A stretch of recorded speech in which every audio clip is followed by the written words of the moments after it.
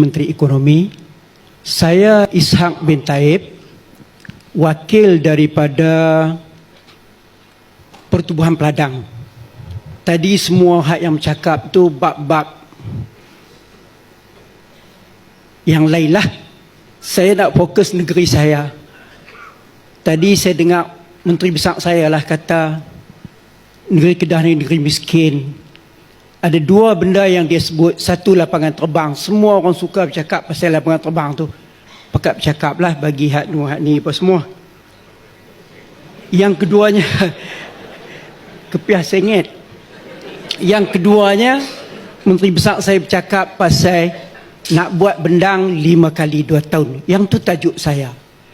Yang ketiganya pasal saya berminat dengan Menteri Ekonomi yang hadir pada hari ini. Satu, saya nak abang, izinkan saya bercakap dalam bahasa Kedah saya lah. Satu, saya nak bagi tahu kata negeri kami ni jelapang padi, pengeluar padi dan pemberi makan kepada seluruh rakyat Malaysia 43% yang Menteri Besar sebut tadi itu. Isunya ialah begini, Yang Berhormat Menteri. Perkara pertama, Kedah buat bendang setahun 2 kali.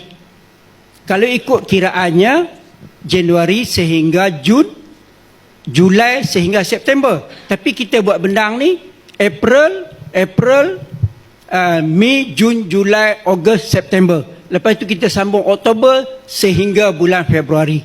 Kita ada musim kemarau daripada hujung Disember sehingga bulan Mac. Isunya begini. Kita ada 6,212 kilometer jalan ladang. Yang di situ ada parit, ada sungai, ada saliran, ada terusan. Dia sebut macam-macam. Yang memerlukan peruntukan daripada kerajaan yang mesti ditengok bersama. Tajuk hari ini bagus. Peruntukan akan sampai kepada kerajaan selalunya Mac atau April baru sampai. Tahun ni dah sampai Jun, Julai dah. Kami tak boleh nak selenggara ladang, jalan ladang dan perparitan ni ketika waktu yang sesuai. Makanya negeri Kedah yang nak buat bendang, nak buat sawah ni akan terlibat dengan banjir. Ini sekarang banjir, ada yang banjir, ada tak boleh buat dan sebagainya. Kita kena bahagikan kerja bendang kita kepada 3 pasar. Pasar 1, kalau ikut jadual 29 hari bulan Mac bermula. Pasar 2, 12 April bulan ni, tahun ni, dan pasar 3 pada 26 April. Tapi hari ini tak boleh jadi semua tu. Isunya kerana peruntukan dari kerajaan pusat lambat sampai kepada kami. Ini yang diterang oleh semua yang duduk dalam ni. Dia habaq macam tu. Saya nak minta kepada Yang Berhormat Menteri Ekonomi lah, tolong tengok isu ni supaya kita boleh melaksanakan kerja-kerja yang melibatkan negeri miskin ni. Negeri miskin nak buat padi tak meningkat dan orang suka sebut negeri kita miskin-miskin. Tapi saya langut tengok dewan ni cantik. No? Kalau kita pihak negeri kaya, saya ingat langut-langut tengok boleh jadi nampak awan. Tu dia banding dia. Nah, kita mohon benda ni diawalkan, baru tak jadi isu. Dan rata-rata Yang Berhormat Menteri, untuk makluman Yang Berhormat Menteri, orang kami Kedah ni tak kisah dah kalau orang panggil miskin. Rata-ratanya bila orang di luar sebut petani itu miskin. Yang tu saya kurang suka. Nah, saya kurang suka dengar. Kita mohon peruntukan ni diawalkan sebab kerja-kerja penyelenggaraan boleh dilakukan ketika musim kemarau. Musim kemarau. Itu satu. Yang kedua, isu banjir tadi. Setiap tahun, setiap musim, ketika kita mula saja penanaman padi, ialah ketika waktu hujan. Masa itu berlaku banjir. Ada 2 benda besar di Kedah yang tidak selesai-selesai. Pertama, dia panggil RTB, Rancangan Tebatan Banjir. Yang ni kerajaan negeri apa semua tahu. Tak selesai-selesai, Yang Berhormat Menteri. Yang kedua yang baru nak buat, dia panggil jenayang transfer ataupun empangan nauk yang kita nak kumpul balik ayak ketika banjir untuk guna semula.